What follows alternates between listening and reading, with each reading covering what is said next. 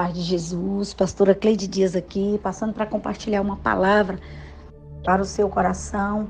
E eu quero continuar nessa série que nós temos compartilhado sobre propósito e processos. É impossível viver o propósito sem compreender os processos. E eu quero continuar trabalhando a história de José. Nós trabalhamos até então os processos que José viveu até chegar na prisão. De uma forma injusta, como eu já disse em outros áudios, José poderia ter chegado naquela prisão ressentido, chateado, ofendido, mas ele chegou da mesma forma que um dia saiu da casa do seu pai, disposto a servir, disposto a cuidar de tudo aquilo que fosse necessário.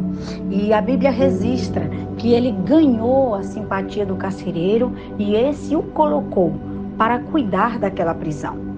Mas o que eu quero falar hoje com você é sobre o comportamento de José com as pessoas que chegaram ali naquela prisão depois dele.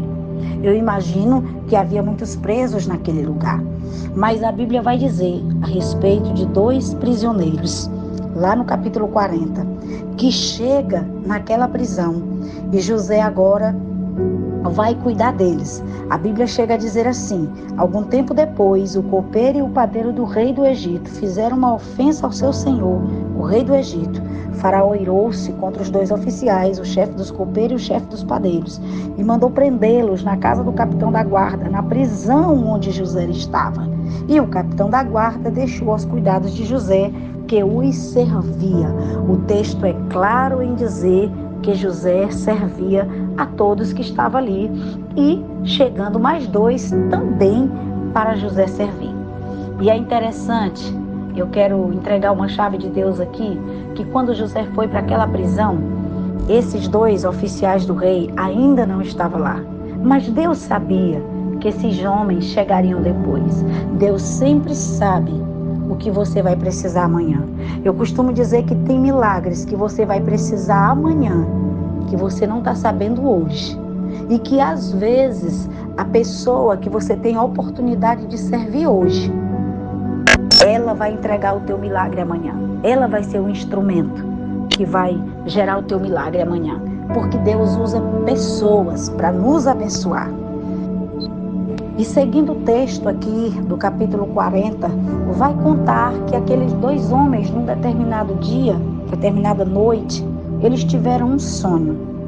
E é interessante aqui, você vai ver que eles ficaram entristecidos por ter sonhado, mas eles não contaram nada a ninguém. Leia comigo, diz assim, a partir do verso 4. O capitão da guarda os deixou aos cuidados de José, que os servia. Depois de certo tempo, o copeiro e o padeiro do rei do Egito, que estavam na prisão, sonharam.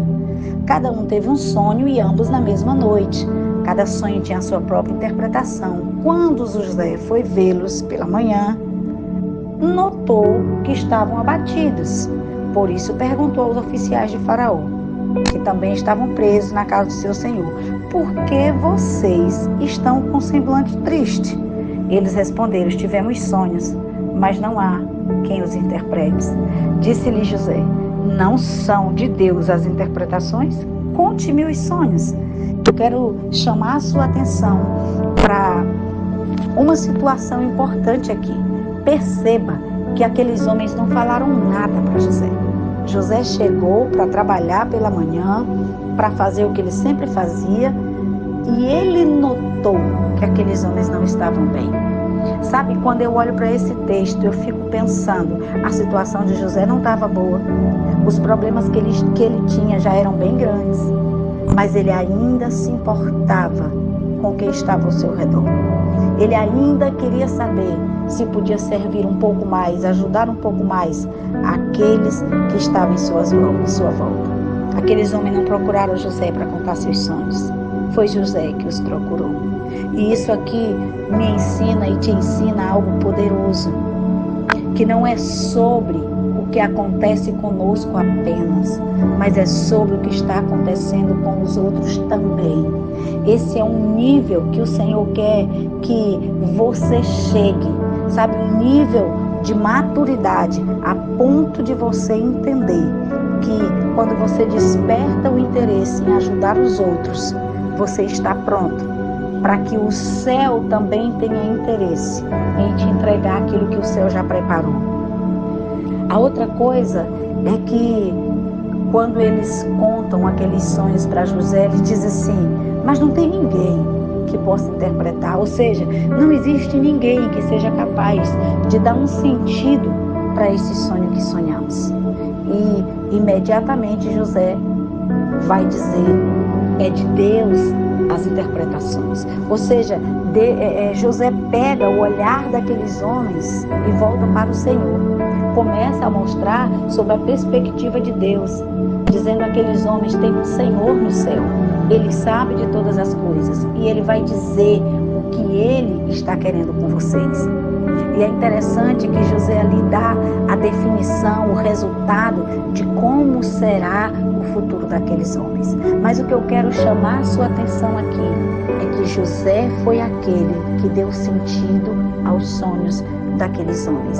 E isso ensina a mim e a você que uma das nossas habilidades, que foi o Senhor que nos deu, foi de dar sentido aos sonhos dos outros.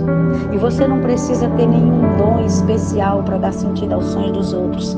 Você só precisa aprender a ouvir a voz do Senhor em meio às suas lutas, em meio às dificuldades. Repito que José não estava no melhor tempo da sua vida. Talvez este tenha sido o pior tempo de José, porque ele está na prisão por conta de uma calúnia.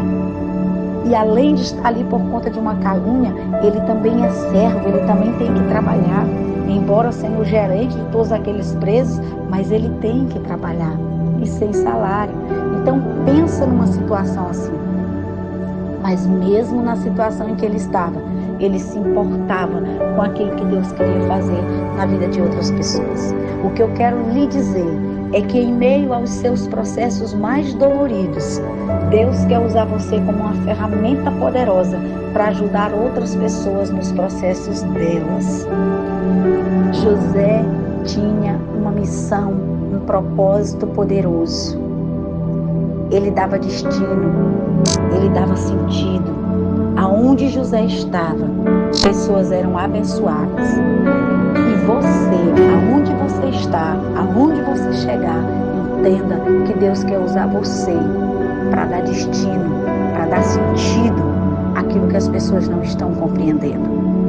Aqui nós percebemos José trazendo um sentido novo para a vida de pessoas que ele não conhecia e que estavam em situações bem difíceis, assim como ele. Eu costumo dizer que quando nós estamos numa situação difícil, não quer dizer que Deus não queira nos usar para tirar pessoas de situações difíceis. Às vezes, Deus permite estarmos em situações difíceis para que nós possamos abrir os olhos para ver que tem pessoas em situações bem piores do que a nossa, que nós podemos ajudar, nós podemos dar sentido àquilo que já não faz nenhum sentido para aquelas pessoas.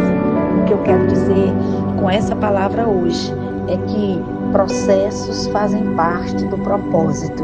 Eu não sei qual é o processo que você está vivendo hoje. Talvez você esteja vivendo um tempo de muita luta, mas eu quero que você abra os seus olhos para ver que tem pessoas do seu lado, talvez dentro da sua casa, vivendo uma luta maior do que a sua. E você precisa tirar o olhar um pouquinho do seu problema, da sua luta, e começar a olhar para a luta do outro, porque talvez é ajudando na luta do outro que Deus vai entregar a tua vitória. Foi assim com José. A Bíblia registra que um daqueles homens, o copeiro, ele foi restituído no seu cargo através de José, porque foi José que trouxe a interpretação, foi José que deu sentido. E foi esse mesmo copeiro que um dia soprou o nome de José aos ouvidos de Faraó, quando ele também tinha sonhado algo que não fazia sentido para ele. Deus usou um presidiário que estava lá junto com José para soprar o seu nome, para o transformar no governador do Egito. O que eu quero lhe dizer é que Deus vai usar pessoas que talvez você nunca imaginou para soprar seu nome em lugares que você nunca pensou em colocar os pés, porque é o Senhor que muda as estações, é o Senhor que faz as coisas novas, e Ele faz coisas novas mesmo quando elas não têm a menor possibilidade de existir. Você não vai ver em toda a Bíblia um governador do Egito além de José. Nunca houve, nem antes e nem depois de José. Deus criou um cargo que não existia para mudar a sorte de José. E hoje eu quero declarar sobre a tua vida que Deus vai criar coisas que não existem na sua cidade, no lugar onde você está, para abençoar você e para fazer de você um instrumento de salvação, de bênção, de cura, de alegria, um instrumento de favor de Deus na vida de outras pessoas. Que o Senhor lhe abençoe nesse dia, abençoe a sua casa, no nome poderoso de Jesus.